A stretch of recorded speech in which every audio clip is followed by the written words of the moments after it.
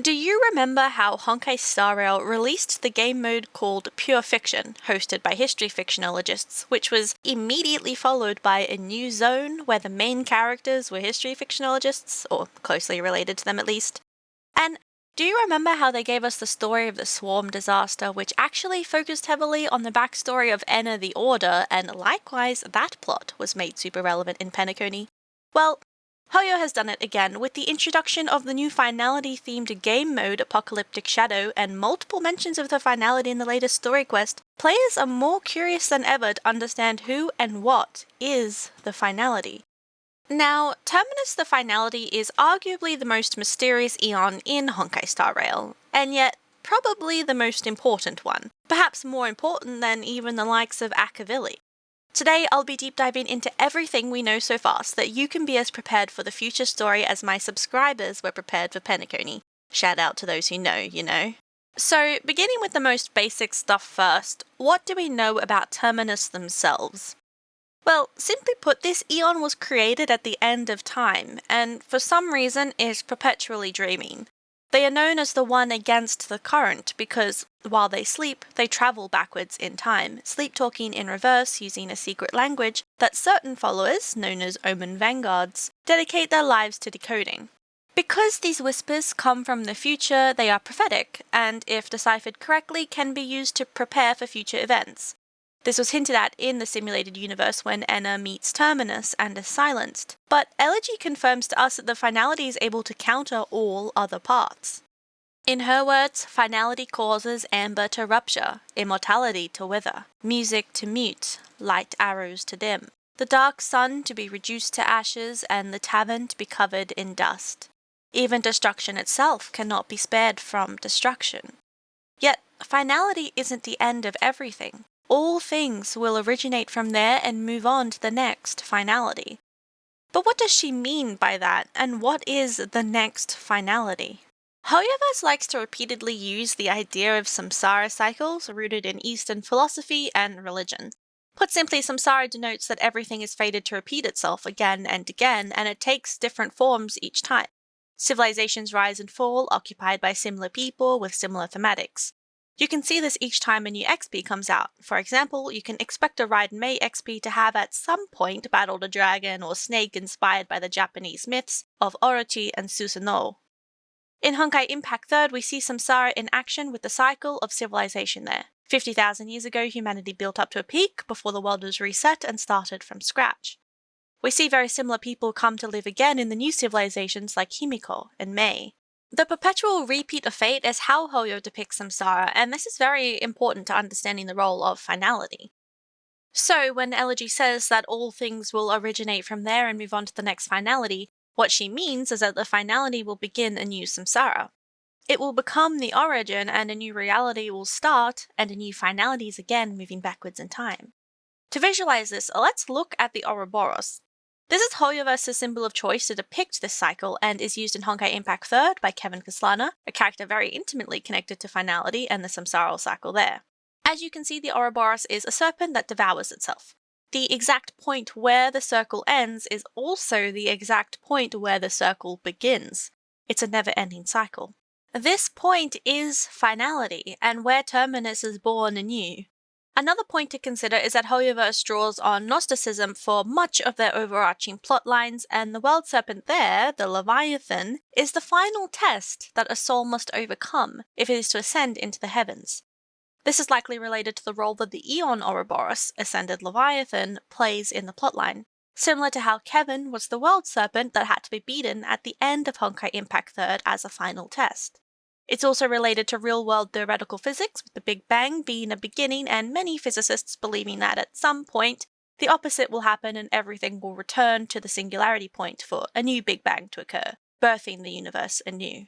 To draw one more comparison to Honkai Impact 3rd, Finality is the combined power of all the other powers, plus the ability to manipulate time. This is a relevant parallel to mention because we know that HSR Finality is able to counter all other eons and, of course, is able to move backwards in time. Time is about to become very relevant for us as the new zone teased by Black Swan is said to be eternally frozen in time, but that's not the only instance of time-related magic that we've encountered so far. Of course, I'm talking about Clocky, where the Cosmodicy event confirmed that Clocky's hands can canonically reverse time. You could dismiss this as dream magic, but I wouldn't be so fast to do that, especially when Terminus themselves is known to be dreaming. Clocky is represented by a cuckoo clock, yes, those cursed curios from Simulated Universe, and it makes a lot of sense when you consider Mikhail's magical ability to repair clocks, and his tendency to have prophetic dreams, something that was inherited by Hanunu after they started sleeping together. Those who watched my Golden Gears summary already know all about this, but the cuckoo clocks are intimately connected to the Finality and capable of copying the traits of other paths. But I'll talk more about these soon. Oh, one thing I want to make clear before moving on is that dreams and sleeping aren't only connected to the Finality. Anna seeks out the Dreammaker who influences the will of transmutation, and this is Klapoth. X also induces sleep in their presence. The dreamscape is maintained through Memoria and Enigmata powers too. For this reason, we can't be certain that all prophetic dreams are definitely caused by the path of finality, similar to how we know not every character kills someone because they're on the path of the hunt, or heals because they're on the path of abundance, or reads because they're on the path of erudition. In Honkai Star Rail, there are multiple major factions associated with the finality in some capacity. I've already mentioned the Omen Vanguards, who decipher the whispers of Terminus, but there's also the Creed Exequi, who appear to worship the finality and ultimately seek an encounter with them. This is the faction that LG belongs to. Also, note that she takes on the form of one of the puppets from the theatre. Independent dreamers like Mikhail and Hanunu seem to be able to have prophetic dreams one way or another. There's also a curious connection between Adrilla and finality, as highlighted in Argenti's Story Quest 4 when he talks of the impending prophecies and omen of evil, as well as in the recent event where the Argenti-themed fight is called Unending Finality. This leads me to believe that there was a hostile relationship between the beauty and the finality, and that this might be related to Adrilla's disappearance, especially if Terminus is capable of neutralizing other paths. Another faction associated with the finality is actually the IPC. Wait, doesn't the IPC work for Klapoth the Preservation? Well, kind of. Klapoth doesn't actually acknowledge them at all, and believe it or not, we found out in Golden Gears that their founding member Dongfang Qixing uses the power of finality to guarantee success. Remember how I mentioned the cuckoo clocks? Well, the other founding member, Louis Fleming, tried to use these cuckoo clocks to counter the finality, and his co-founder Dongfang Qixing is likely the reason that he was forced to retire. Genius Society member number 4 Polka Kakamond is a deadly assassin who works directly for Dongfang Qixing, and together they use the whispers of finality to manipulate major events. I guess not unlike Elio and the Stellaron Hunters, who I will talk about more very soon. Finality isn't the only path that deals with predicting the future. Everyone is familiar with Fushuan and the Divination Commission of the Xianzhou. They actually don't deal with finality at all, but rather Nous, the Wisdom Walker. Nous is, of course, a supercomputer that ascended to become an aeon, supposedly to answer all of the questions of the universe. Supposedly, this is how the Xianzhou hero knew that Yaoshu's arbor would cause problems for them, but I'll explain soon why I think that's not actually how he knew in a sec. Anyway, the Xianzhou Jade Abacus technology is a miraculous miniature supercomputer invented during the Prosperous Era after the arbor was first planted. The Matrix Prescience is a collection of these Jade Abacus working together to create an uber-powerful computer capable of predicting the future and everything else the Divination Commission does with it. Speaking of, do you remember during the Fictional Garden event how Fushuan was possessed by a prophetic Heliobi named Carolum? Carolum was certain that fate had one outcome, yet Qingshui argued the idea that it doesn't matter what the outcome is, what matters is the path you take to get there. Qingshui proved that a group of people cooperating to be at the right place at the right time can change how the end is reached, even if it initially appeared like there was only one path forward. The point is that even if you know what will happen and nothing can be done to change it, you can still change the meaning of the journey. Does life not matter just because death is guaranteed? That sort of thing. Anyway, interactions with Carolum reveal something very interesting about the nature of Heliobi and other beings like it. He says, "But we, the shapeless, are different. When we come together to harmonize and observe, destiny is clear and vivid as firelight cast into darkness." Carolum tells us how he was able to see our future where we board a giant iron dragon and fly across the void. He sees our impending doom just as he prophesied that New Bethlehem's sun would be ignited by Zephyro, just as he saw the humans of the Ogle Ring die senselessly like an imploding ant colony, and he sees the rise of a god who scatters seeds throughout the stars. But As the Trailblazer points out, not even Fushuan can predict the future with certainty. Why could this Heliobi? Well, the answer is there in the text. We, the Shapeless, are different.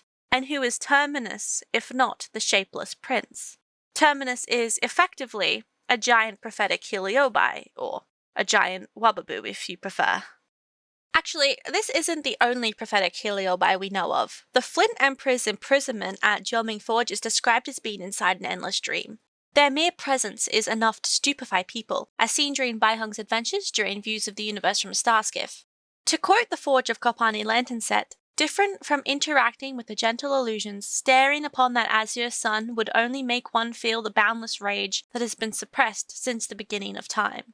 The Heliobi shall give the heroes enough power to scorch the very heavens, but when all duties have been fulfilled, the heroes must give to the Heliobi supreme bodies forged into perfection. Baiheng gazed upon this pseudo-sun for a moment and had her mind penetrated. She saw the visions of the Cloud Knights sacrificing themselves, and then later she was considered someone with an uncanny ability to predict disaster, certainly a gift bestowed upon her by a psychic Heliobi. And then she used that Heliobi power to defeat Shuhu. Before her, before even the arbor was planted, the hero encountered the same Heliobi progenitor and defeated them, imprisoning them in the very forge they are still in today. They too experienced prophecies about the incoming disasters brought by the arbor, and then, just like Baiheng, they gave themselves up to the Flint Emperor in exchange for the power to defeat the Abundance Invasion. And you know who else is probably a powerful prophetic Heliobi? Elio. I mean, it's in the name. Elio comes from the word Helios, the god of the sun, and the same origin of the word Heliobus. And it explains the cat. A Heliobi can possess things like Phantilia with Tingyun, or even make a clone like the one that hung around Bailu. It explains his ability to know the future, and actually, don't these black cats around Penacony make you feel like you're being watched? And I don't mean by the ravens. Unless never mind, that's too deep a rabbit hole for this video. But anyway, formless beings like the Memo Keepers are able to exist near you completely undetected because they don't have bodies. I suppose that puts them into the category of formless, shapeless beings, just like the Wababoo, Heliobi, and Phase Flames, but we can't be certain. Back to Elio, as main characters, the Stellar Hunters definitely deserve their own section. As I'm sure everyone knows, each member has their own deal with Elio to guarantee certain events happen, and in return, they follow his scripts. They're a group of professionals held together by a shared yet inherently selfish purpose. The Trailblazer used to be part of this group, and most likely there are more members than we know right now based on the number of umbrellas in Kafka's splash art, as well as the ambiguous order of recruitment regarding when exactly the Trailblazer joined them. As for their purpose, both Kafka and Firefly have told us that they want to make choices that they won't regret. And this wraps back to what we learned in the game between Karalim and Qingshui, where a coordinated group can work together to alter the path that fate takes on the way to the inevitable. Jade suggests that the Stellar Hunters are on the path of finality, but Firefly neither confirms nor denies it. Now, personally, I don't currently believe that the Stellar Hunters are actually on the path of finality, or rather, I don't think they hold any loyalty to the aeon terminus, and I have a few reasons for that. Firstly, the Stellar Hunters, well, hunt Stellarons, and Stellarons grant wishes. They're literally shooting stars that you wish upon, and I suspect they might be the remains of Akavili because of the shared shooting star symbolism, and the literal Trailblazer is a Stellaron themselves. In Honkai Impact 3rd, the opposite force of finality is origin, and the power of origin can be explained as the power to follow your own ego and fulfill your wishes. Naturally, I think this puts Stellarons in opposition to finality, and I suspect that Elio is trying to gather these for two purposes. 1. To keep them out of the hands of his enemies, and 2. To use them to counter Terminus and break the Samsara cycles, likely by empowering the Trailblazer after we collect the power of all the other parts.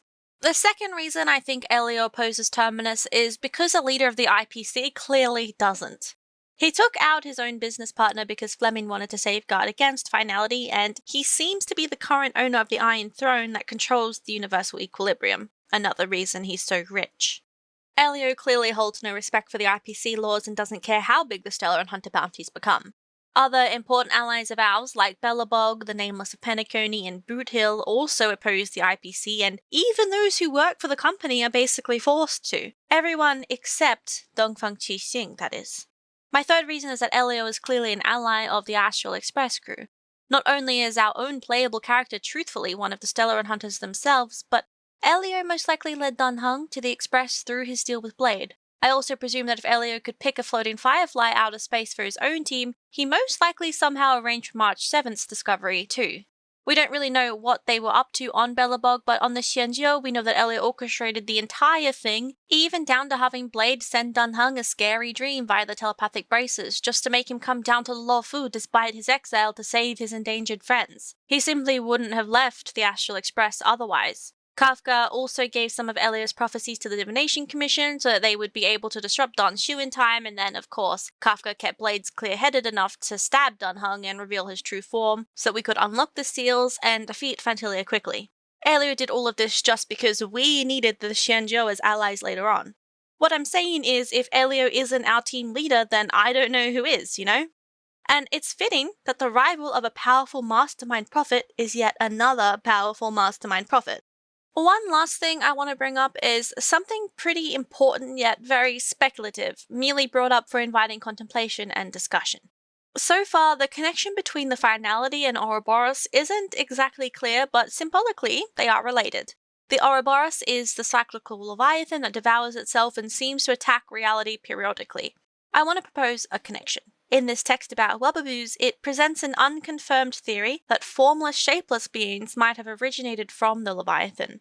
We don't know what reasoning they use to prove and disprove this theory, but do note that the Leviathan does have purple flames, and it's possible, just like how a dragon's demise births many new beings, that dead Leviathan might turn into many smaller Heliobi or similar shapeless beings, perhaps even the stars themselves. After all, an Ouroboros devours itself, and the Veracity devours the stars. Stellarons are equated with suns and shooting stars, and are likely made of the same raw power from a dead Leviathan. Perhaps it is the case that all of matter comes from the corpse of progressively larger Leviathan, and this is the essence of the permanence. How the Shapeless Prince became associated with the Path of Finality and how the Ouroboros is involved in it is a mystery, but of course, it is one I am eager to see solved. Also, one additional thing to point out is that the Heliobi material tells us that they're connected to the Nihility, and the Flint Emperor appears to be a black hole. Black holes are associated with Ix, and Ix induces sleeping, and sleeping is how some people get prophecies, and the sea is also where the Leviathan lives, so maybe the connection isn't at all about the aeons, but rather about the seawater that connects all of these things. Anyways, I'm currently taking suggestions for upcoming video topics, so if there's anything you want me to talk about, let me know in the comment section and it might get added to my list. Of course, if you enjoyed this video, I appreciate likes and subscribes, and if you feel like helping me cover my expenses so I can keep spending a ridiculous amount of time on these videos, you have the option to donate straight to me through my Ko-Fi linked on screen. That's all today, and I'll see you next time. Bye!